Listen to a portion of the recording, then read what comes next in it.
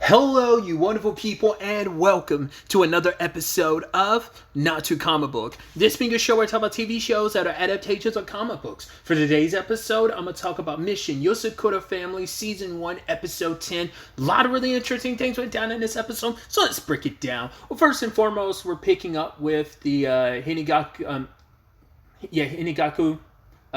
having that little kind of hot pot situation where it's like right after successful mission, it's time to celebrate, and it's like, yeah, everything Ren beats with her bare hands, they end up serving up, which I love that Sui ended up being the one slicing everything single-handedly into good proportional slices as they kind of like prepare for the food. And Kishiro won't even let Taiyo put out Matsumi's portions, so turns into a fight between him and Ren. They're tossing food everywhere, and Sui's like, well, this is how stuff goes, so you got to be light on your feet, prepared for everything, never let your guard down. So he's using the walking of flowers technique to like grab up all the food, which we learned that Taiyo suffered ramifications for doing it. Like I said last episode, he like was only doing it out of instinct because of his it's just his body remembering what it was like going up against Sui, who used it. So, but it turns out it can have massive ramifications on your bones using that technique. It's kind of an offhand reference to make, but it kind of reminds me of how like Daisy in Agents of S.H.I.E.L.D. had to like get special gauntlets once she started using her powers, because like the quake ability she had would basically reverberate and break the bones in her arms if she wasn't careful. So she had to get specialized gauntlets. It's not the same thing. He's gonna have to learn. It's like get stronger and better and more proficient at it to kind of fully be able to utilize it. So I mean, obviously it's like that's the spycraft element of all. You learn from everything. He's learning from the Yosakuras, but he's also picking up some from Hinigaku, but also any other people he goes up against. Every experience makes you stronger, and you grow from it, and you add it to your spy bag of tricks. So, but other than that, Taiyo's dealing with the gift he got from Kurogao last episode. I thought he was going to be a little more like hurt about like what like things ending the way it did, to an extent, but it's more like the similarities between them. As he broke like Kurogao brought up the similarities last episode. But like, because even Taiyo's like, I was just kind of driven by instinct. My body moved on its own to stop him. But he's like, for a split second, I thought like, why don't I let him just get his revenge? Because he's like, we're literally in the same circumstances. A family was killed by someone, and it's like, if the person who killed my family was right in front of my eyes, like, would I be able to stop myself? He's like, and I brought this up too. If circumstances were different, Taiyo could just as easily end up being like Kurogao, like could have gotten that point, but especially now that he's got all these Yosakura skills under his belt, that he's skilled enough to go after the person who did this to his family. Like, would I be able to do it? And that scares him. It's like, if I open this like box and whatever it is leads to my family's killer, like, will I be the same person anymore? And that's what scared him. And then Matsumi kisses him, which is like, I think that's the most intimate thing they've done so far. I mean, it's just kind of like, anime and manga, sometimes it could even take a while. The most recent example I'd probably give is something like the webtoon manhwa Girls of the Wilds. The person who the main protagonist Jaegu gets with, like, there's like, you can less than one hand you can count the number of times they actually kiss on the lips. So I think it probably doesn't happen that often. It feels like that usually is going to be a save for the end of the series type of thing. I mean, I haven't read the manga, so maybe they have kissed. It's such a weird thing to get caught up on, but it's just like kisses. I don't know. I guess it kind of leans into the whole like it is a very intimate thing, and it's a very special thing. It isn't all just like willy nilly thrown into like. I don't know. It feels like Asian media kind of steers away from that. It's not like you kiss on the lips for anything. Like, it feels like that's such a small, like, affection thing. Like, at least here in the West, growing up in the U.S., it feels like that's just what you do. You're just like, oh, yeah, you kiss your significant other. But it feels like it's such a reserved thing in Asian countries. But, maybe that's just my misconception. So it just kind of made me think about that. Because the reason why it's such a whoa is because even Matsumi was like, oh, she kind of blushes a little. And Taiyo's like, oh, whoa, what are you doing? But for her, it's like, yeah, I just wanted to show you that no matter what happens, even if you change, I will stay right by your side, that won't change. But it turns out the thing he had gotten from Kurogao is a marble that's basically a optic recording device. I forgot what was the very specifics of how it like records or something like that, but they go back to the mansion. Turns out Ayaka's there as the maid, and she's already kind of spilled the beans and already prepared Shion for everything. Because now that Taiyo has completed his most recent mission, very a la One Piece style, his bounty's going up. It went from 100k to now 500k, which is pretty impressive. So that's pretty dope.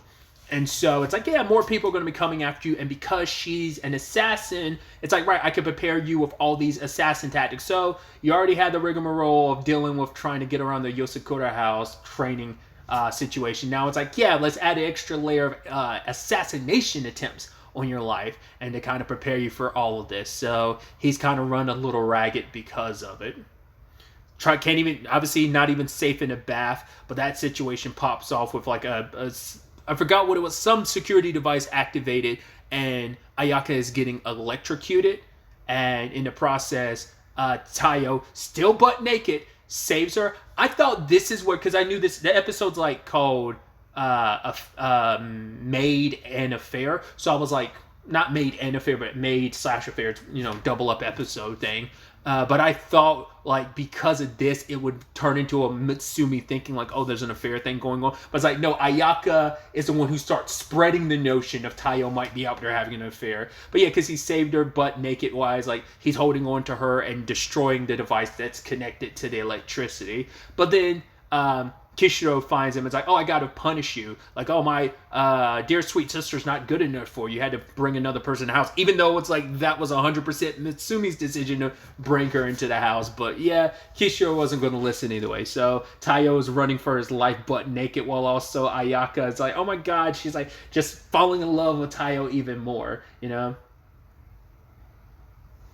she's got to make sure that he's prepared and alive just to be able to stay around for Mitsumi. But also, like, once again, I don't know if she's still going to be aiming for killing him anymore. Doesn't seem like that's the case, but it's like, because that's been replaced by like, oh my god, I admire you, I look up to you, I'm kind of obsessed with you, but I'm not going to kill you anymore. To be fair, she's able to divert that energy towards, I am going to try and kill you, but that's for the purposes of training. So you kind of get little column A, little column B in that situation for her. So it's like, oh, let me use my perversion of killing the people I'm infatuated for to better you as a spy and everything with your anti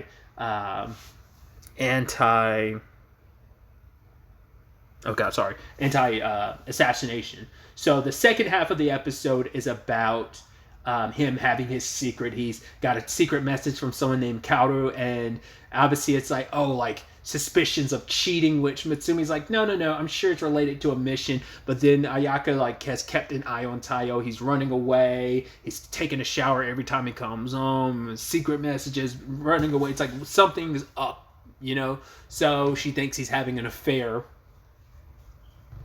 Then we have the situation of Mitsumi and Taiyo taking Cerberus. No, I'm just about to call him Cerberus. Jesus, Goliath.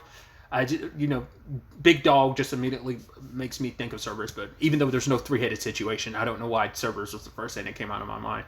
It's like, I was about to say, where have I seen like a dog recently? I was like, oh yeah, once again, Trails of Code still on the mind. It's like, yeah, because Cerberus didn't have a three-headed thing. It was actually a really small dog, but very much in the same Goliath boat, except Goliath can get bigger. We also find out Goliath has been around for a very long time, because it's like, oh, he's been around since Mitsumi's great-grandmother's, or maybe, I think it might great or great-great-grandmother.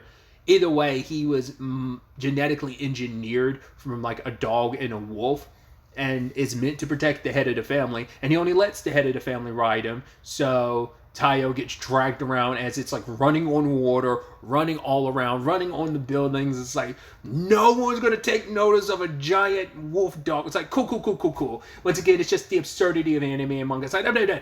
Don't stop thinking about it. You just have to accept the absurdity of, I think, life in general, but also this world. To be fair, we also have the notion of like, yeah, the Yosakuras can do stuff that people will just like, we'll just kind of brush that off of, like, they won't think too much of it. It's just going to be like, oh man, this is wild. This dog is running around. So Mitsumi does get attacked by some clown dude. He's not someone worth knowing. We just know he's coming after Mitsumi. Planted a bomb on some balloons. Sets it off. Luckily, wasn't just Goliath blocking the kids and Mitsumi, but it was also Taiyo blocking that. Which Cerberus kind of, I'm doing it again. Sorry, I don't know why I'm automatically going to Cerberus. Goliath kind of appreciate that. It's kind of like, all right, I recognize you. Like, right, you weren't just looking after Mitsumi. You were quick to look after me too. It's like, all right, we're both about protecting Mitsumi. So I'll kind of let this slide. So later on, he lets Taiyo get on as well. So kind of showing like, hey, you're letting your guard down a little bit with him. You're kind of acknowledging him at least a tiny bit. I love that the clown, because obviously he was like ridiculing Mitsumi. She's like, yeah, I might be just a figurehead, but she's like, I won't let anyone get away with harming my family, because basically they used Goliath sniffing the bomb pieces, then like putting that information to Shion's computer. They were able to track down the clown, and Goliath dealt with him in whatever manner that might have been. But also, I do like, and I think it's an interesting parallel that Kishiro has the sister complex he does. It seems like Mitsumi kind of has that a little bit. It's probably not to that extreme, but she has it to some extent when it comes to Taiyo, because she's like, how dare someone do that to my Taiyo? It's like, I wonder, was it always like that? Because we didn't get to spend a lot of time with their friendship, because she's liked him for a while. Since they got closer, we kind of got the flashback of when I think she first started liking Taiyo, when she was being bullied by those girls for her white hair, the white streaks in her hair. I think that's when she really, I mean, that's obviously when her and Taiyo got closer, but I think that might have also been when she started liking him. But now it's like, you have this position of like, well, we're not even practically, we are married, and now it's like, it's like, oh, she gets very defensive. That's why she gets so pissed at like Kishiro, the way he talks shit about Taiyo and doesn't treat him properly, and you want him dead and stuff, like, so. But like I said, I think it just feels like, it's not that extreme, but it does feel like she kind of gets very possessive of Taiyo in that capacity of like, how dare you hurt my Taiyo? But she's like that across for anyone in her family.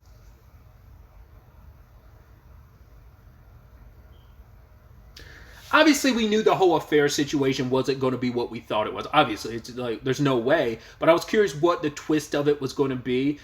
We find out that the Kaoru that he was interacting with is the guy at Hinigaku, like the cafe owner dude who like lets you into Hinigaku. That's Kaoru, and his niece. No, his granddaughter. Sorry, I said niece. His granddaughter, Momoji, is the person that he's been interacting with, because it turns out Taiyo overheard Mitsumi when she talked about Kishiro's like favorite like black leaves, like this special sweet leaves or whatever for tea, and he like has been putting in extra work going out trying to keep it secretive, because he knew that if Mitsumi found out, I thought he was like worried like, oh, Mitsumi knows I'm doing this, she'd be a little worried. So, but he's like, no, if Mitsumi finds out, Kishiro being obsessed with Mitsumi would find out. So kind of leans into the spyhood stuff of like, right, how do you fool someone? You kind of have to fool other people too. So by not telling Mitsumi, Kishiro doesn't find out, because he doesn't keep enough tabs on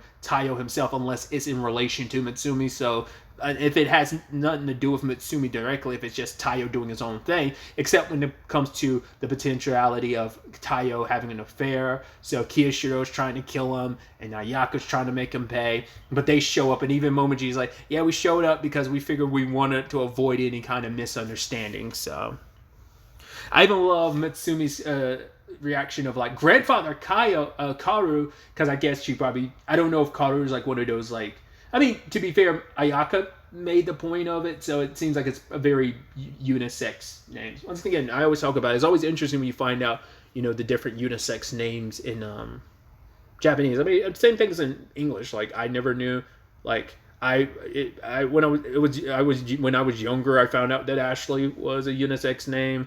I was like, oh, I always associate it as a girl name. Never knew it was like a boy name. Like, but in Japanese, like Yuki or Hinata being examples.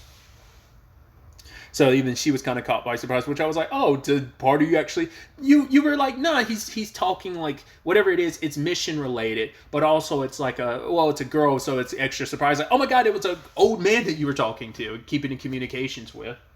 But yeah, Mitsumi really appreciates the fact is that Taiyo went out of its way, which even Kishiro felt so complicated by it because he's got his wires squeezing his head because he doesn't know how to comprehend it. It's like, I've treated this kid like shit, yet he still went out of his way to do something nice like that because I really like these tea leaves, and it was also his way to pay me back for all that I've done. Like, all the abuse I've put him through has made him a better spy, and I have given him tips and tricks on how to do stuff, so that is such a complicated thing. Ayaka's apologizing, willing to take her own life to make up for it, but Kishiro refuses to, and it feels the full weight of Goliath on him, and still refuses to give in. So, just kind of a nice little thing. So, obviously, Hinagaku continues to be the ones they interact with the most. I'm curious to see if there's going to be any other spy organizations that the Yosakuras end up getting close to, or at least, work with on a more regular basis, or Hinagaku's going to be the exception. Once again, haven't read the manga, so maybe some of that's changed where the series has gone so far, where the manga has been and currently is, or maybe it just continues just to be Hinagaku. I mean, they have their connections everywhere. Plus, I mean, Hinagaku has a direct correlation of Ren and Kishiro, just like the whole Seiji and Kishiro of it all. So, just another fun, shenanigan-filled episode. The next episode is a double episode, too. I forgot what the titles are, but it's going to be interesting to see what other crazy shenanigans the Yosakura, more specifically Taiyo, is going to find himself in. But really, that's all I wanted to talk about. So the next time we meet, be happy, be safe, live life to the fullest, and enjoy it. Good day and goodbye.